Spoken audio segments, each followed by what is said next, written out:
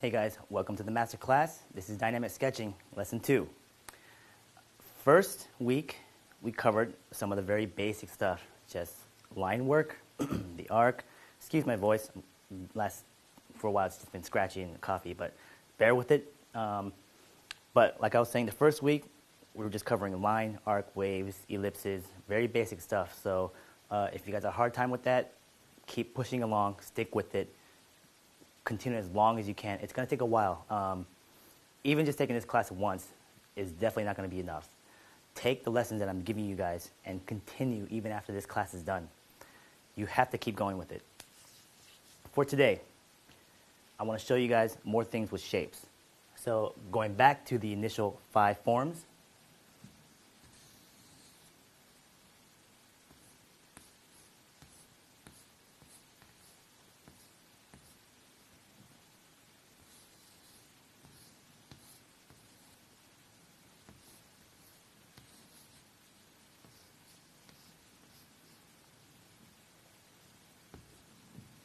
the circle, the cube, cylinder, cone, and pyramid. Sorry.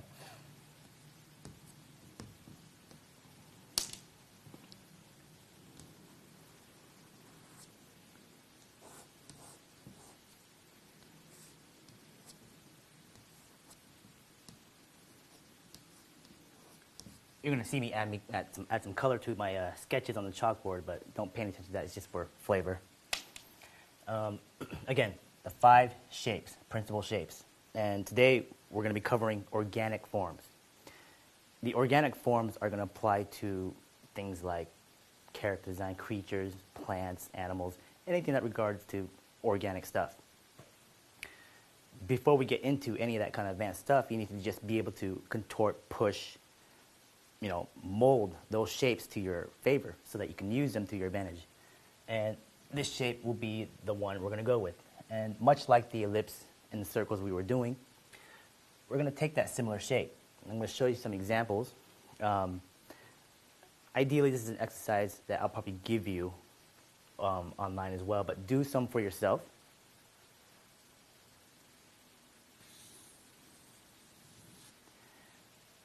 This is a very basic organic shape. I've taken the ellipse and I've basically just kind of pulled it and pushed it down. And we're just going to create random organic shapes.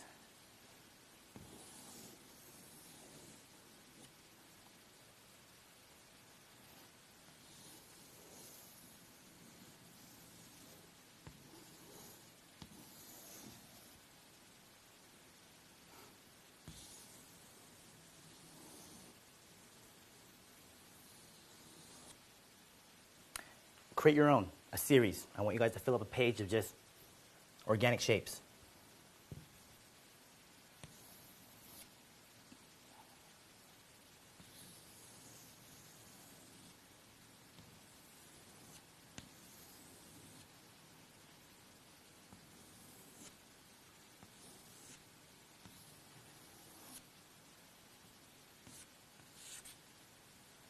Now you're going to find with any of these kind of organic shapes, there's a center line to them.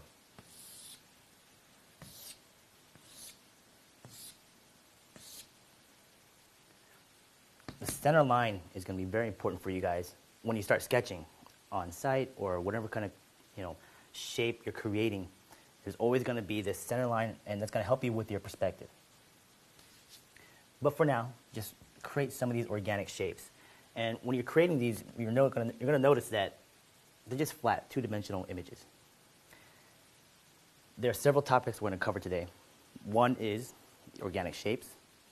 Second is going to be the contours. The contours, and we're going to do them for geometric forms as well, so it applies to round, soft shapes and hard surface shapes. Organic stuff. Looking at them on the board right now, they're just flat, two-dimensional images. Can't tell what forms are turning where. You really can't tell much from just looking at it from now. So let's take another color here, and I'm going to start to add some contours. So let's label this right here.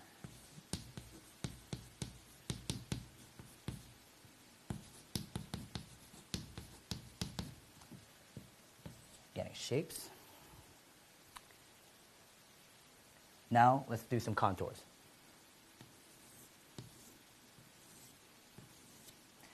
The contours are there to give you form, to show you how these shapes are turning, and it's almost like a 3D program where it gives you the wireframe. This is what I don't want to see with contours. Let's take that same shape. People tend to overdo contouring.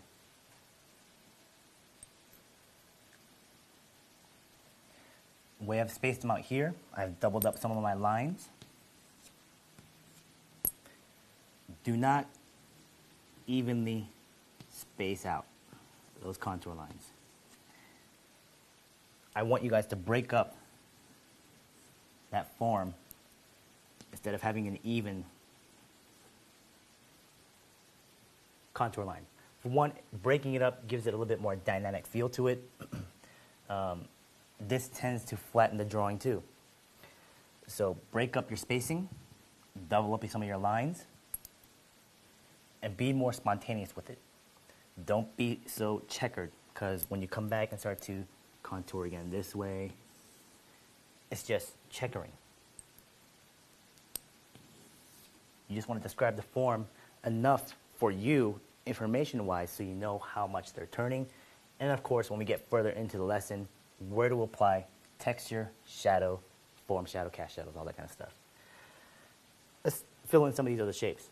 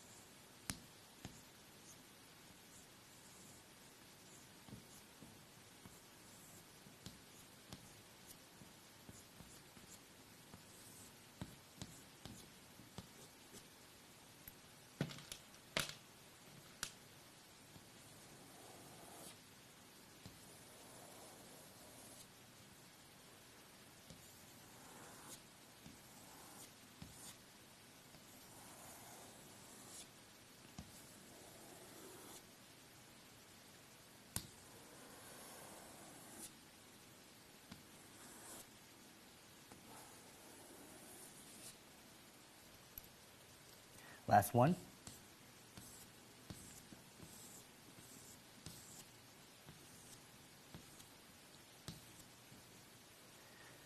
So again, now we can see how these forms are turning.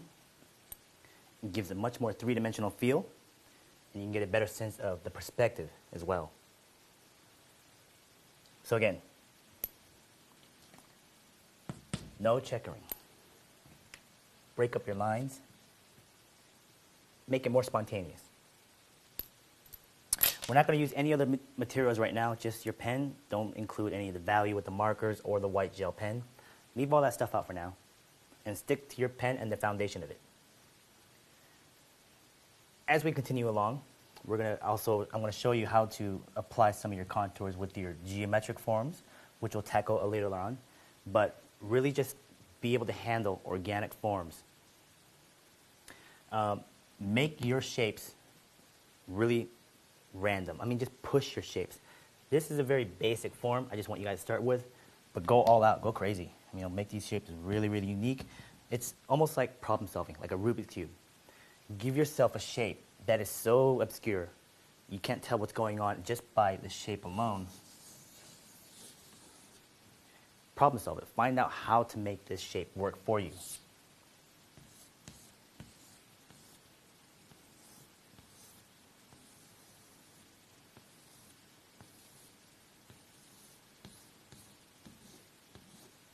Give it some dimension.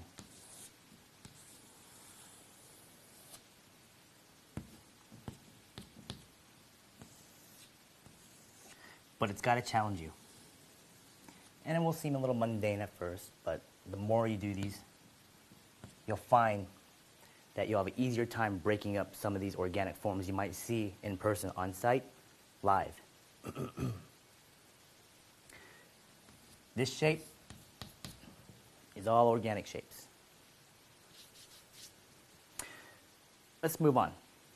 Part 2. I'm going to erase some of this stuff here.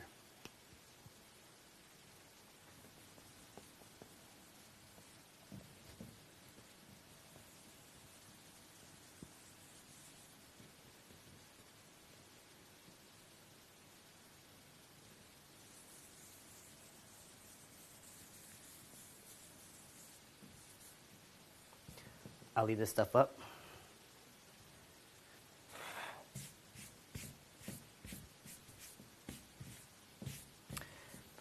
We're going to start this kind of like what we did week 1. I'm going to draw a vertical line down.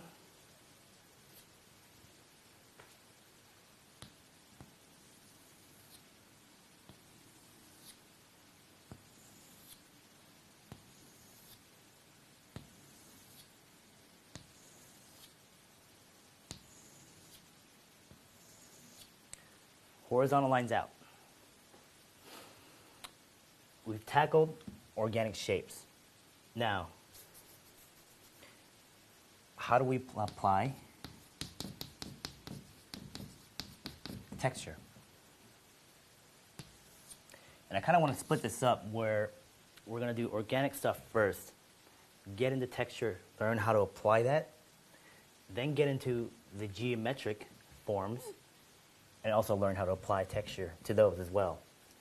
And I want to split it this way because I want to show you guys that organic shapes on this side are going to be the stuff that you do for your plants, character designs, creature designs, and the textures are, I'm going to show you how to apply them to that. And also to show you the difference that when we're doing this organic stuff and then we get into the geometric stuff, there is no difference. A lot of people tend to think that if you draw a particular thing, if you're a particular designer like a character designer, a creature designer, you could only draw those things. You know, I'll meet people and say, I'm a character designer because that's all I can draw. I don't do vehicles or environments because I just can't draw them. No. If as a designer, conceptual designer, if you can draw, you shouldn't just be able to draw one thing. Especially with this method, there's nothing you shouldn't be able to draw because everything is built up with these shapes. So I'm going to split up that way. First half organics, second half geometric. When we split those up and you guys do both sides, you'll start to see the similarities in that they are both the same and similar. Texture. New sheet of paper. Let's get some brackets up in here as well. The one thing I kind of wanted to show you guys, especially with this drawing technique, you got to be careful with the amount of detail you put in. Texture. And this texture could be anything. It could be the stuff that you see all around you, a wood texture, grain, fish scales, or whatever.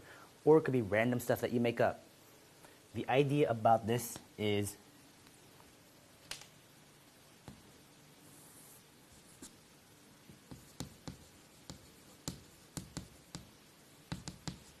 gradation. When we apply this to these shapes, you're going to have a focal point, an area of interest. Let's say you have a random geometric or organic form here, and you start to apply these textures. You don't want to apply the texture everywhere. One, it'll flatten the drawing. It'll overcomplicate it. People don't know where to look. You got to lead the eye. So gradation, start dark, going light. Dark to light. And it's the idea of opposites. Dark to light, complicated to organized. Let's do a couple here. And this would be just a random texture. And this could apply to a lot of different places. For me, this might apply to a tree or some kind of environmental piece that you're trying to design. Maybe even like I said, the fish. But the idea is that I'm going dark, heavy, to light. Gradation. Let's do another one.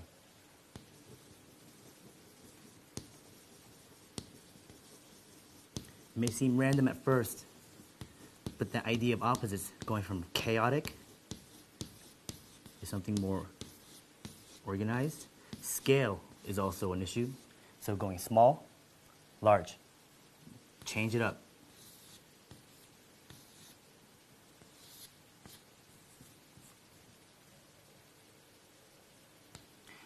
And do this while I'm talking as well. So have some simple brackets for yourself and try some of these. And this is going to be part of your homework. So I would definitely like to see what you guys come up with. And play with them. Be really, really creative in this outlet.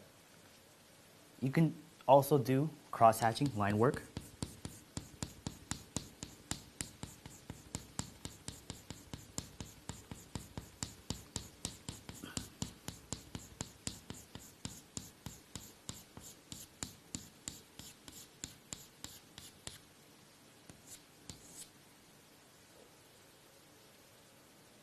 Keep going.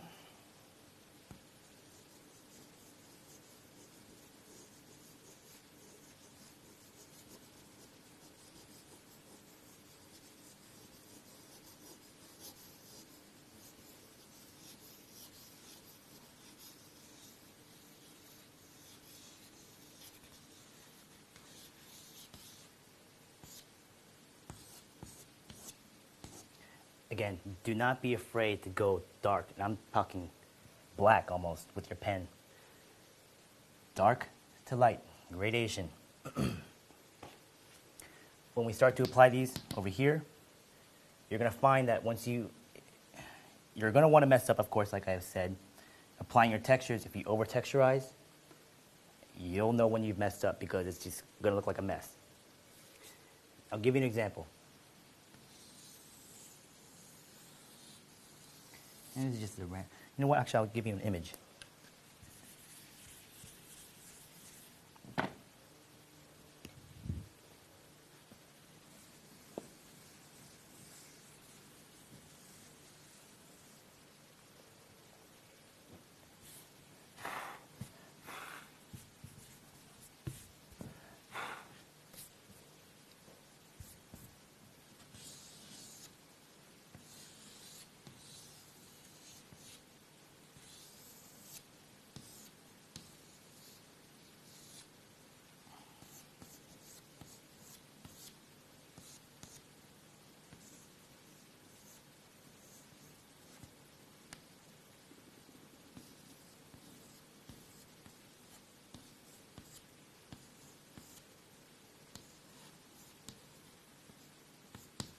Here's just a simple fish I just drew.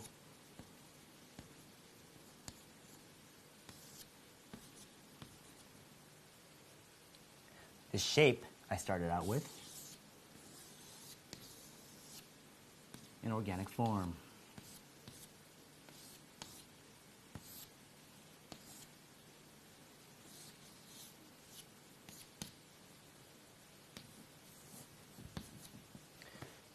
Texture. Let's take this one right here.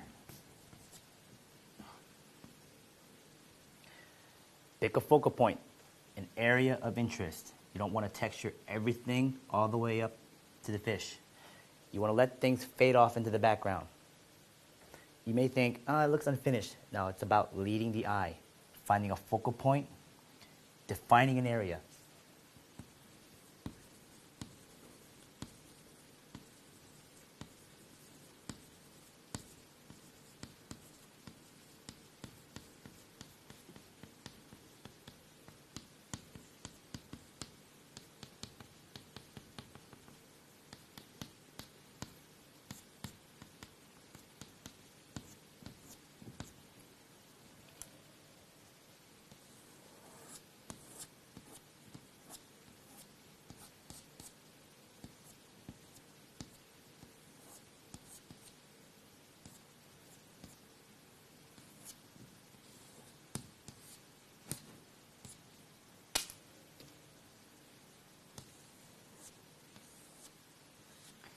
people are going to ask, what about speed? How do I speed up? That's actually one of the first things students will ask me. Don't worry about it yet. Speed naturally comes with mileage. If you try to rush it, you're going to find that you're going to stumble and trip over yourself. It's best that you understand the process first before you try to concern yourself with speed, because speed is a natural thing that just comes with this.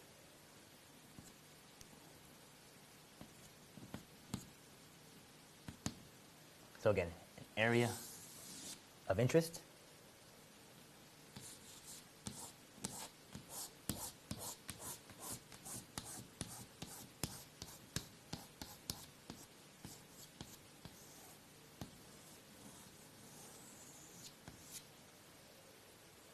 Everything else fades back.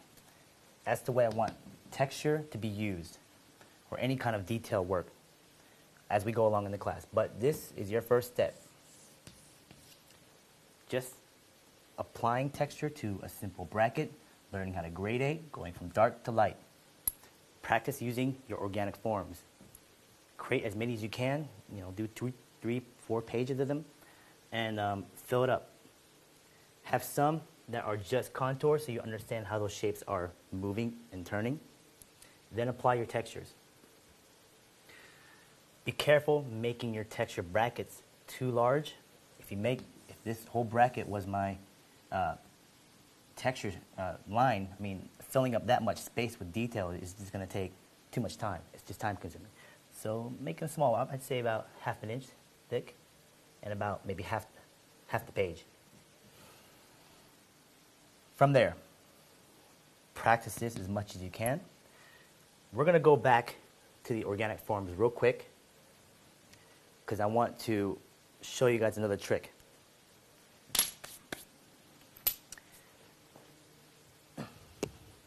I'm going to erase some of these organic forms here.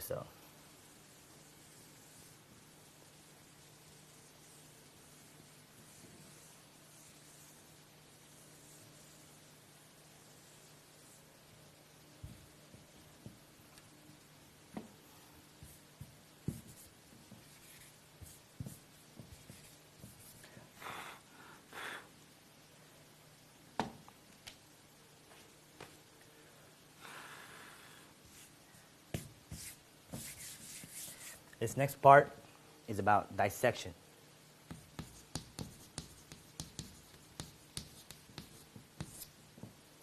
And this definitely applies more towards the organic side of it. And we're going to take a general organic shape.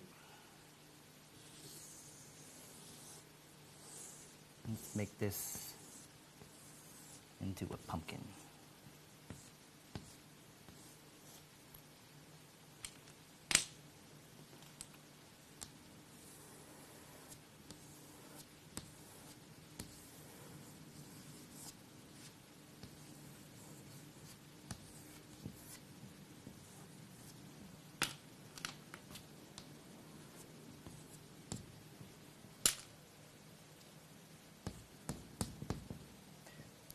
So a pumpkin. But you saw how I created it. It was this basic organic shape, contoured it out. Pumpkin. But let's take the shape, take it a step further.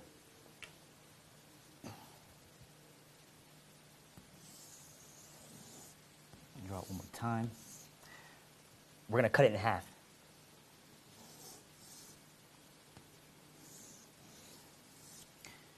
Take a piece of it here.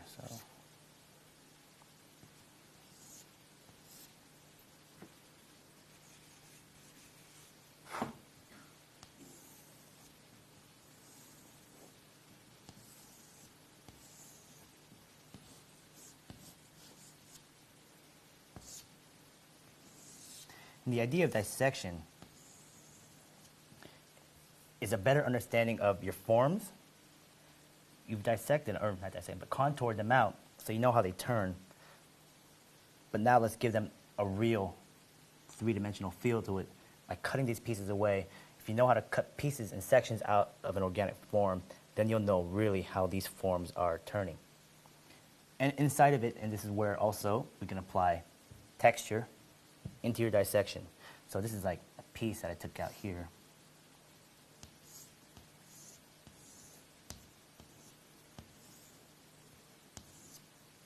That would go in there.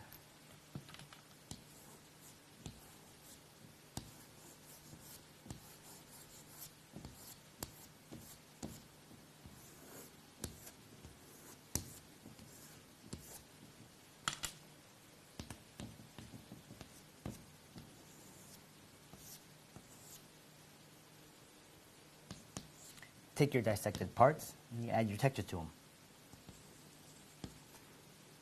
If it's a particular object you don't know what the interior looks like, it doesn't matter. You just fill it in.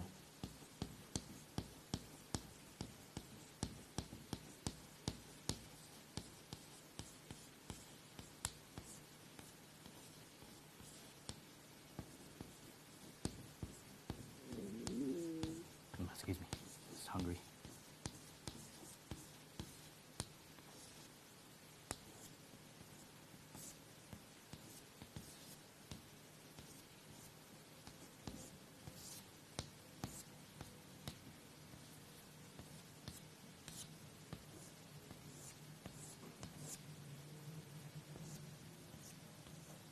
In this, we can use random organic shapes. We could take actual objects, pumpkin, we can do an insect, cut away, do a dissection, show how the internal parts work out. And this will help as a designer, especially when you're doing creatures or something like that.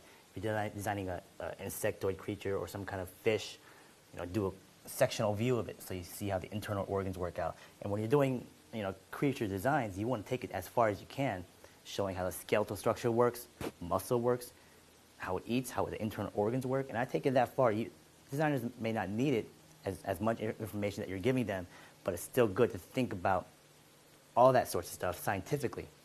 So cutting pieces away, dissection, very, very important.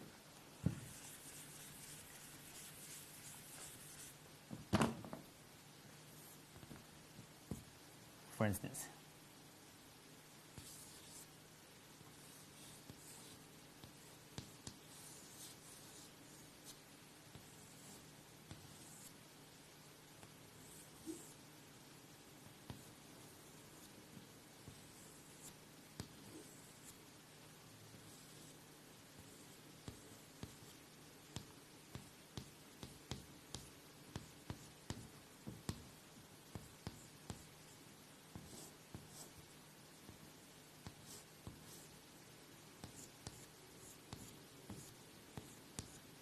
let's use an ant.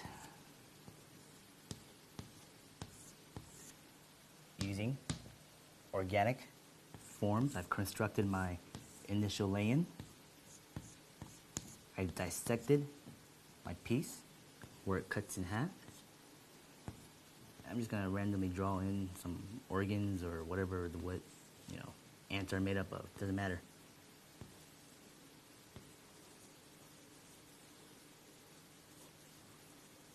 The idea is that you're thinking more than you really have to.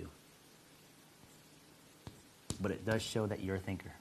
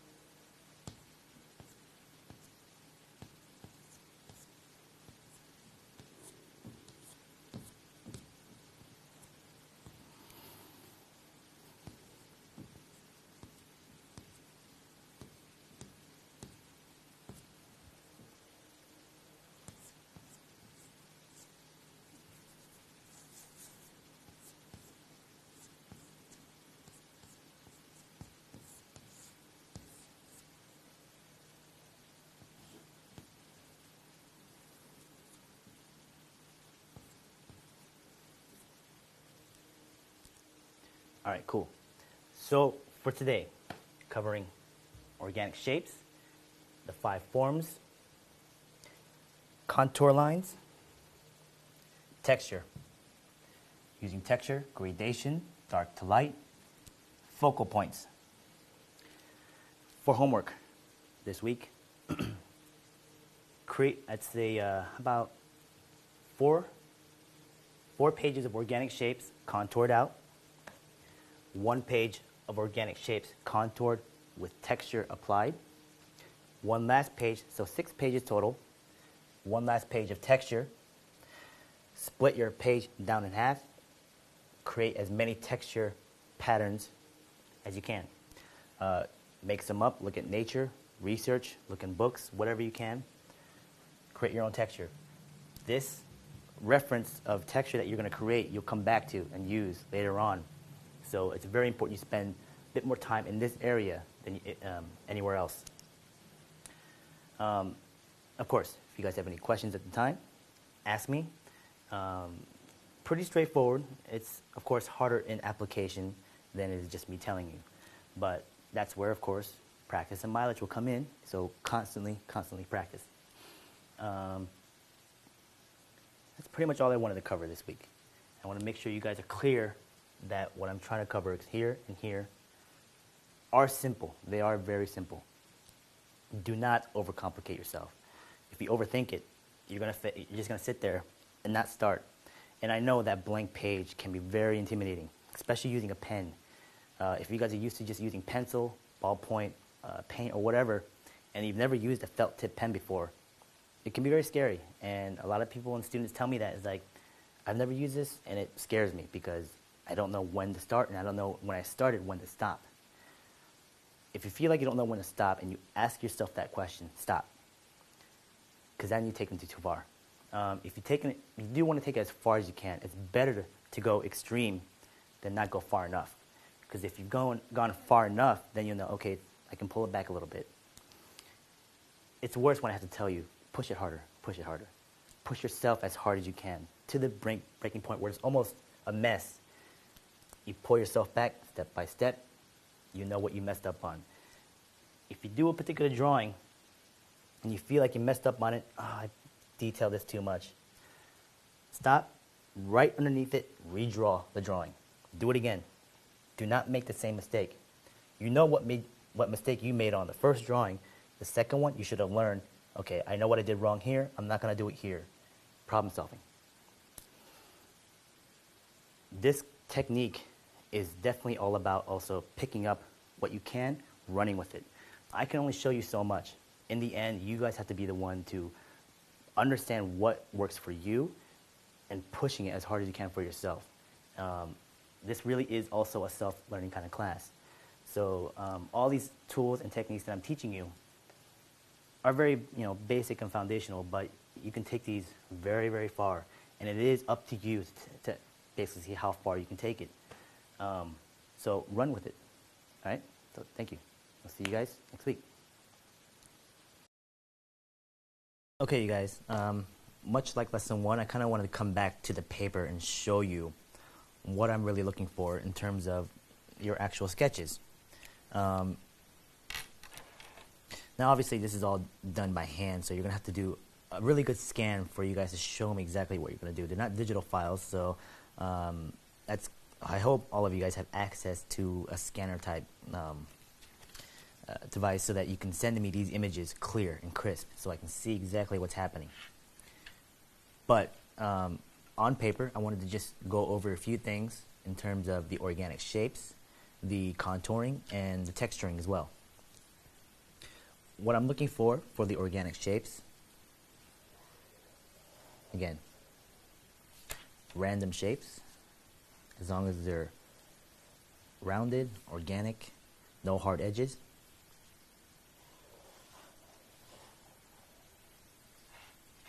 And within them, I can find a center line.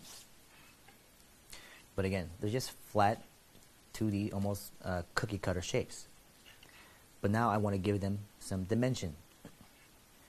Pen, vertical.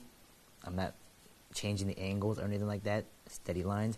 Being really, really focused and confident in the line that I'm not sitting there trying to find these forms brushing them out. Line economy.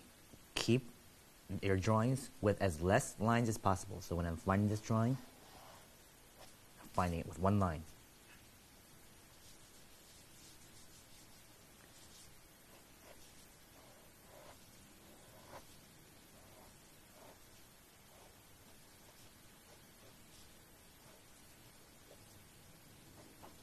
Break up your contours.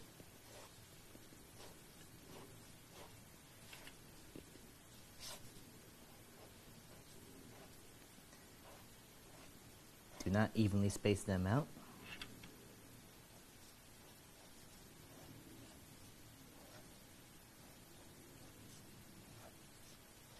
Double up some of your lines.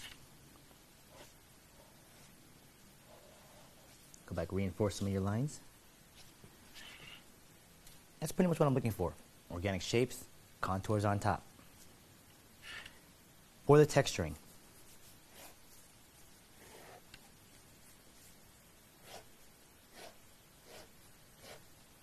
same setup that we had with the ellipses, where we're creating brackets. Again, do not make them too thick. If this was almost an inch thick, you got to fill up all the space. It's going to be more time consuming. The smaller the space, the better. Again, gradation. Dark to light. And do not be afraid to go dark. This is a 0.3. Do not do this with a 0.1. You're going to sit there forever trying to get your darks.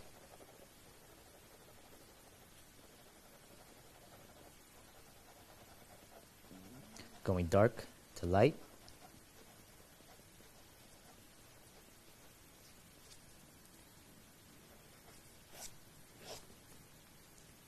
Thick to thin.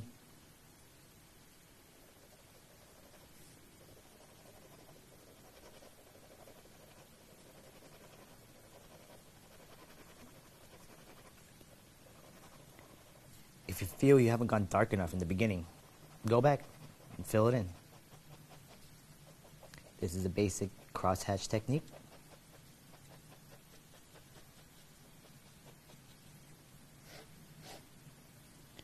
If you want to, go with a thicker pen. Go with 5.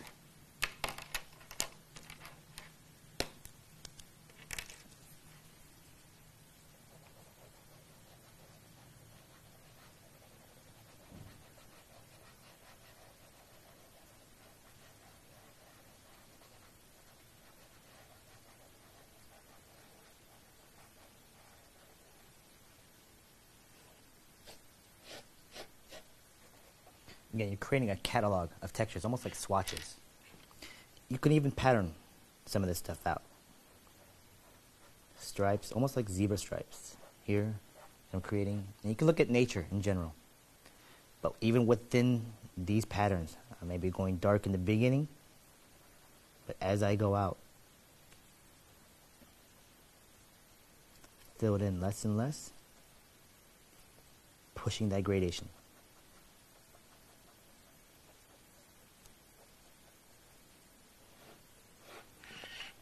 So you get a sense of it progressing downward. What I wanted to see for homework this week was your organic forms. Again, 6 pages total.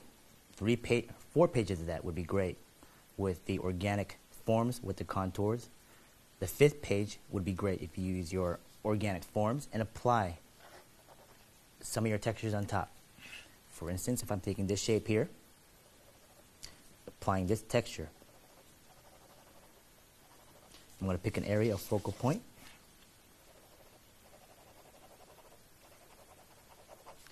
Apply that texture on there, but I'm not going to evenly displace this texture. As I go out, I'll increase the size, lessen the detail.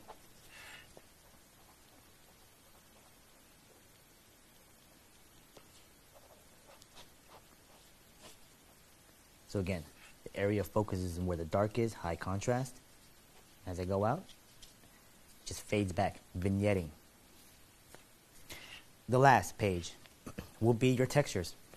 A full page of it, cut it right in half. Have your brackets go halfway. Fill it in with as many textures as you can. variety, patterning, looking at nature, cross-hatching, making up your own. 6 pages total. If you guys can get me that, that'd be great. This will also be a great test to see how well you can handle the pen coming from last lesson. Going from here on out, it'll get a little bit more complicated. It's still all foundation stuff every week. So just keep up the exercises, push it hard, and maintain the homework. Do not lag behind. If you stop doing some of the homework and you try to keep up and you fall behind, it's going to be very, very hard and difficult for you guys to just constantly catch up. You want to just stay on it, be ahead of it as much as you can. Okay, you guys, good luck for this week.